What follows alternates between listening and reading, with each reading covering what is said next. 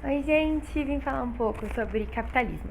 Que eu tenho já um vídeo no canal falando sobre capitalismo e globalização e tal. Só que é uma análise muito mais específica sobre temas da prova de sociologia do ano passado. E esse aqui é tipo capitalismo, história, consequências, bem aprofundado, entendeu? Porque sim. E aí, capitalismo é um negócio que está presente na nossa vida o tempo todo. A gente fala que tudo é culpa do capitalismo, e é mesmo. E as coisas na vida, entendeu? Só que ele é muito antigo. E aí, como assim esse negócio que faz iPhone e geladeira é da época dos reis? Tipo, o que continuou igual, apesar de tantas mudanças que aconteceram? Porque a gente sabe que aconteceram muitas mudanças, tiveram altos e baixos, e foram nos baixos que o capitalismo ficou ainda mais forte, e isso é um pouco... Enfim, vamos lá ver. Primeiramente, pra gente entender o que é isso, que é isso, né? É um sistema econômico. Então, sistema, a gente pensa em dinâmica, a gente pensa em fluxo, em organização da nossa economia. E ela é baseada em quê? Em capital. Em capital, em propriedade privada. Então a gente tem aquele oposto, né, que é o famoso socialismo, que fala que não tem que ter propriedade privada, que a gente tem que ter todo mundo comunitário, enquanto o capitalismo, ele tá ali para pregar o que é meu. E esse meu vai mudar ao longo do tempo, ao longo dos capitalismos. Meu pode ser meu do meu país, quando vai ser um capitalismo comercial, pode ser meu da minha empresa, pode ser meu da minha pessoa física, enfim. O meu sempre vai existir. E com isso também vai sempre existir o lucro. O individualismo para gerar lucro, para eu conseguir crescer. E esse lucro ele vai mudar de natureza ao longo do tempo. Então, assim, é muito engraçado a gente analisar a história, essas coisas, e ver como que o que é ser rico mudou. Então, tipo, antes, sei lá, na época, antes das revoluções e tal, um burguês, ele tinha muito mais dinheiro que um rei. Só que o poder dele era muito menor. Tipo assim, não conseguia fazer uma decisão política. Se você visse um rei e um burguês, o rei ia estar com roupas chiques pra simbolizar poder. Poder não era mais ter um iPhone, ter um carrão, entendeu? Então assim, mais não, né? Que foi virar isso depois. Porque poder passou a significar dinheiro, ou o contrário, com a exceção do capitalismo. Mas tá, a gente vai ter 4 fases do capitalismo aqui no meu esquema lindíssimo, tô muito orgulhosa, inclusive. A gente tem o capitalismo comercial, industrial, financeiro e informacional. Então, o início de tudo, assim, quando tudo começou, com o capitalismo comercial. Aí eu separei alguns tópicos que acho importante da gente entender de todos os tipos de capitalismo pra gente conseguir entender onde ele chegou, entendeu? Tipo, o que veio fazer ele ficar desse jeito. Então, o que possibilitou cada um dos tipos, a forma do lucro, então a natureza do lucro, a fonte de energia, a principal atividade, a doutrina econômica, as características e extra, porque sempre existe extras. Enfim, o que possibilitou o capitalismo comercial? As grandes navegações. Então tava lá, a gente tava na Europa quietinho, a gente falou, vamos sair pro mar. Vai que tem monstro, a gente morre, vai que não tem. E aí acabou que não tinha, e eles chegaram nas Américas. E lá tinha exploração muito, porque lá tinha ouro. Descobriram Potosí no Peru com muita prata e muito ouro no México. E no Brasil também, então, tipo assim, muito ouro para os países, entendeu? E aí a exploração colonial possibilitou uma riqueza muito grande dessas nações europeias, até porque as nações americanas não eram nações ainda, não reclamavam nenhum desses bens, né? Era deles, era lá da metrópole mesmo. E isso possibilitou o enriquecimento dessas nações, principalmente a Inglaterra, que é muito importante para as próximas fases do capitalismo. Então, apesar daqui a gente não ter tanto esse negócio de propriedade privada, apesar daqui a doutrina econômica, o mercantilismo, é o acúmulo de metais preciosos. Metais preciosos, no caso, é metalismo, mas é o acúmulo de riquezas pelos países, pelas nações. Então, por que a gente chama isso de capitalismo agora, já? Porque esse enriquecimento dessas nações europeias, principalmente da Inglaterra, vai possibilitar a primeira revolução industrial, que vai possibilitar o capitalismo industrial. Então tá, mas uma coisa de cada vez. O que possibilitou? As grandes navegações, a exploração colonial. Aí tá, forma de lucro, mentalismo.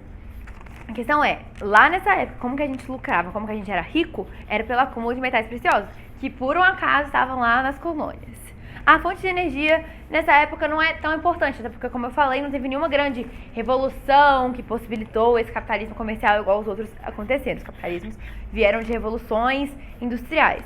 Esse não, esse foi uma coisa que foi indo com o tempo, mas é importante porque possibilitou os outros. Mas, basicamente, a máquina a vapor, os navios, que foram muito importantes para as explorações coloniais, para chegar até a América mesmo. A principal atividade, no caso, capitalismo comercial, é de comércio. Então, a riqueza, o metalismo vinha do comércio, de pegar essa matéria que já estava lá na terra e mandar. Então, ou era produção artesanal, ou era coisa lá da terra, ouro, prata, bronze, esse tipo de coisa.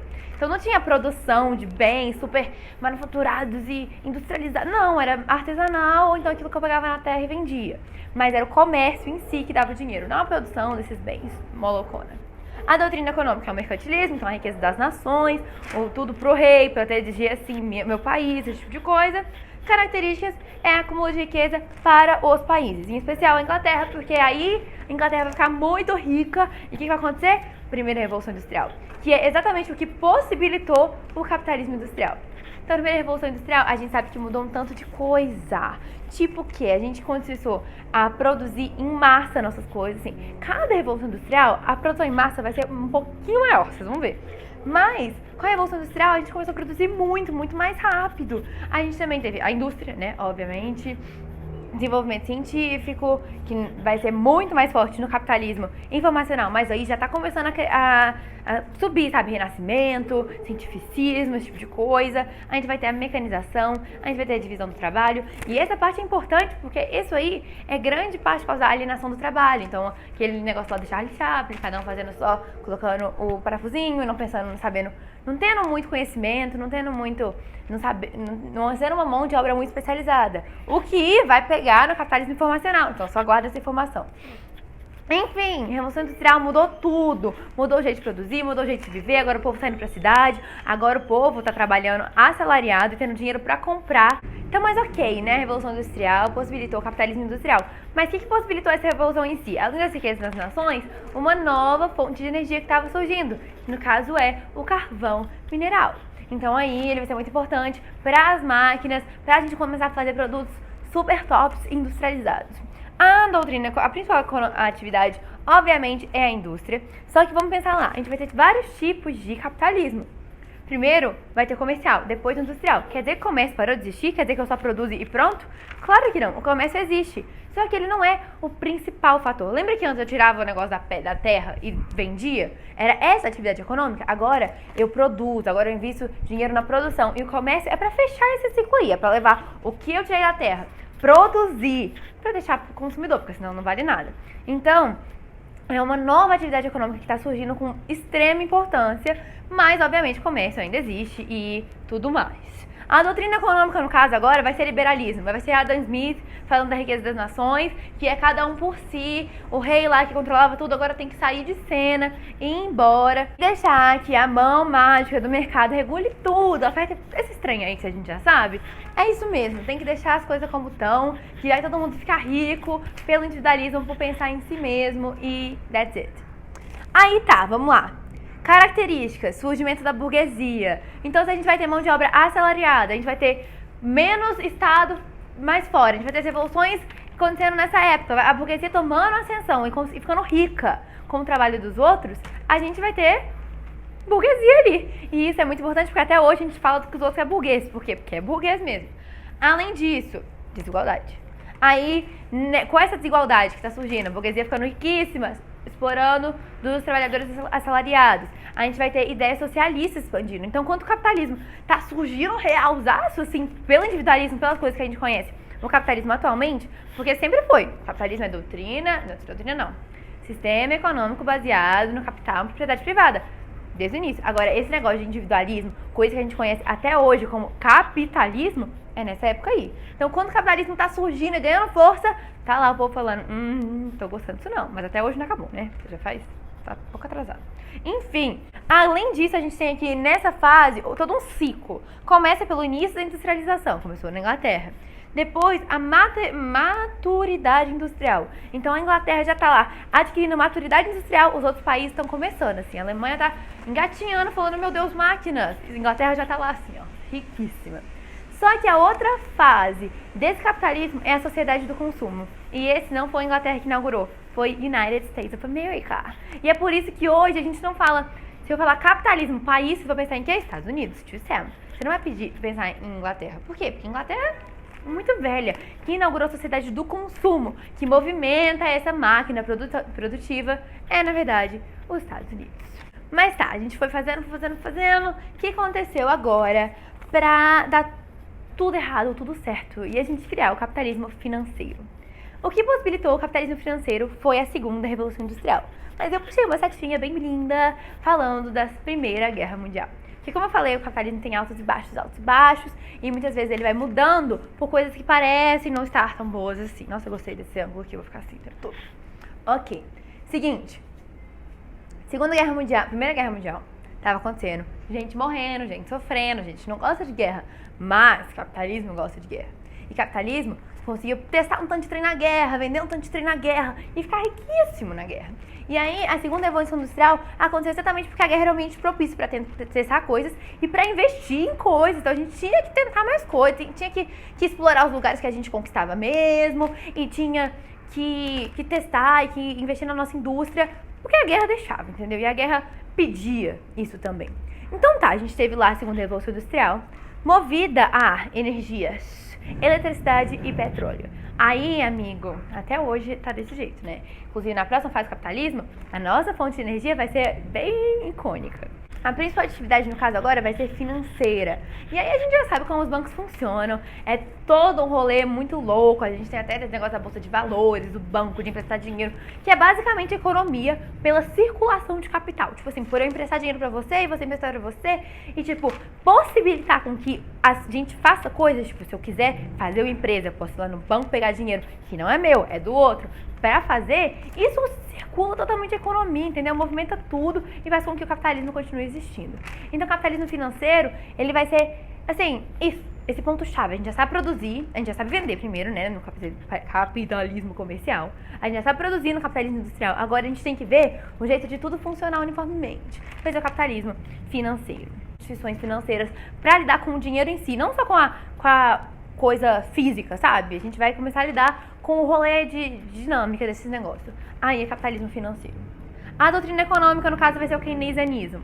Por quê? A gente estava lá no liberalismo, de boa, feliz, ninguém mexe, deixa o mercado se autorregular. Mas aí a gente teve guerra, a gente teve a crise de 29, de 29. Por que eu tô falando umas palavras muito aleatórias em inglês? Enfim, sorry.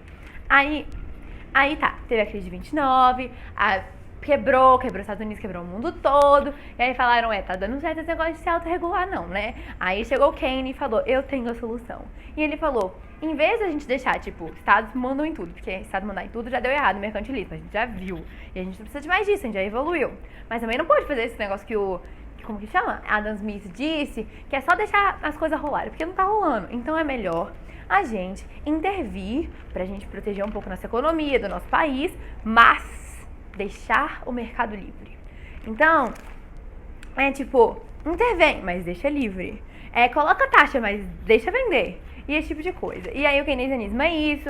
Veio junto com essa história toda o rolê do bem-estar social, que foi por pouco tempo, né? Só pra reparar os danos. Mas é tipo, não tá dando certo o mercado, você não tá sabendo lidar sozinha, deixa eu intervir um pouquinho, mas eu vou te ajudar a crescer, sabe? Não é aquela mãe, tipo, cuida do bebê. É tipo assim, ó, o mercado era um bebê. Aí o Estado tava lá mandando, fazendo ele fazer tudo. Aí o mercado cresceu. Aí eles falaram, já tá adulto, pode fazer tudo sozinho. Mas aí eles perceberam que tinha crescido, mas não tanto. Ele era tipo um adolescente, pré-adolescente, entendeu? Que tava tipo aprendendo a fazer as coisas sozinha, podia deixar, só que tinha que ter um controle. E é isso aí. Aí tá. Ok, características. Crescimento das empresas, então a gente vai ter empresas gigantescas no mundo inteiro, internacional mesmo. E aí a gente vai ter os conglomerados, que são monopólios, oligopólios, trouxas, cartéis, esse tanto de trem que a gente já estudou e que é tipo, ai gente, esse negócio dá um pouco de... Mas enfim, não é outra coisa, entendeu? Enfim. Ok, essas são as batapés que eu tô fazendo, não tô adiantando nada. Mas tá, a gente tem esse tanto de coisa, grandes empresas conquistando o mercado, e aí todo negócio de livre concorrência do capitalismo. Talvez não seja tanta. Aí ok, aí a gente tem a expansão imperialista. Então, a gente já tinha feito grandes navegações lá que tinham possibilitado o capitalismo crescer, surgir. Agora a gente tem novas navegações, não é navegações mais. É tipo, neocolonialismo, é o imperialismo, é a África e a Ásia. E é muita coisa pesadona, muita tortura, muito ferimento de direitos humanos, e aí tem Conferência de Berlim, e aí tem a Segunda Guerra Mundial. E a Segunda Guerra Mundial possibilitou a terceira Revolução Industrial, também conhecida como Revolução Técnico-Científica ou Revolução Informacional. Então, na Segunda Guerra Mundial, a gente sabe que teve os trem tudo, teve guerra que foi ruim, mas a gente teve muita bomba, a gente teve muita bomba, e aí, que legal. Não, a gente teve muitas tecnologias sendo surgidas, sabe? A gente teve a bomba atômica, a gente teve o computador, tem aquele filme, sabe? É o Teorema de... esqueci o nome. Mas que fala da invenção do computador, e depois a gente teve a corrida espacial. Então, assim, a gente teve grandes investimentos na área, principalmente de pesquisa. Não é tanto mais na área de fazer máquina e tal, mas até. Só que para isso a gente precisa pesquisar. Então a gente teve aí a Segunda Guerra Mundial, que não causou, mas possibilitou a terceira Revolução Industrial. Aí a forma de lucro agora, né, a natureza do lucro, é pesquisa e desenvolvimento. Então, os países estão investindo muito em pesquisa mesmo. E aí você fala, gente, como que você tá pagando, gente para estudar? O que está te dando dinheiro? Tá dando e muito dinheiro. Porque inovações é a chave, entendeu? Quando você já descobriu de tudo? Não descobriu de tudo ainda. E os países estão entendendo isso, estão investindo muito em tecnologia, em... como chama? Acabei de falar essa palavra. Inovações, é isso. Ok. A fonte de energia, esse negócio aqui é um pouco estranho, tá escrito no livro com essa palavra certinha, que no caso a fonte de energia é o conhecimento. Obviamente, um computador não funciona sem eletricidade, sei lá, petróleo, bateria, enfim, esses trem que a gente já descobriu antes. Só que agora, a fonte de energia, no caso de movimento mesmo, desse sistema, é o conhecimento. É pesquisa, é sabedoria. Então, assim, a gente vai ter, por exemplo, uma das características que eu já vou dar spoiler, que é o último tópico, mas é a qualificação da mão de obra. Então, enquanto lá no capitalismo industrial a gente desqualificou totalmente a nossa mão de obra, precisava só a gente não precisava saber costurar, precisava saber colocar um parafuso que a máquina fazia o trabalho dela. Então, agora não, agora a gente está cada vez tendo mão de obra mais qualificada, para desenvolver um robô, para fazer uns Facebook, uns trem muito doido, entendeu? Então, mais ou menos isso, a gente está... Conhecimento está gerando as coisas, é pesquisa, é inovação, é conhecimento e tal. Ok. Principal atividade, no caso, vai ser a pesquisa. Não que a pesquisa dê dinheiro por si só. Olha, o chão, pesquisei... Não. Mas aí isso possibilita desenvolvimentos geniais de tecnologia e de doenças e vários setores, tipo assim... Vamos supor, a gente já tinha os setores mais ou menos arranjados, entendeu? Setor alimentício, tá ok. Setor, sei lá, de roupa, tá ok. Setor tecnológico, tá ok. Tá tudo, como que é aquela música? Tá ok. Só que a gente, já que tá tudo ok, a gente tem que tentar melhorar. Então a gente pesquisa para trazer inovações para esses setores, para eles renderem ainda mais. Doutrina econômica, neoliberalismo. A questão teve aquela crise, você conhece a crise de 2008? A crise da Bolsa de Valores. Bolsa de Valores, a gente volta lá pro capitalismo financeiro, mas que acontece até hoje, né? A gente já sabe.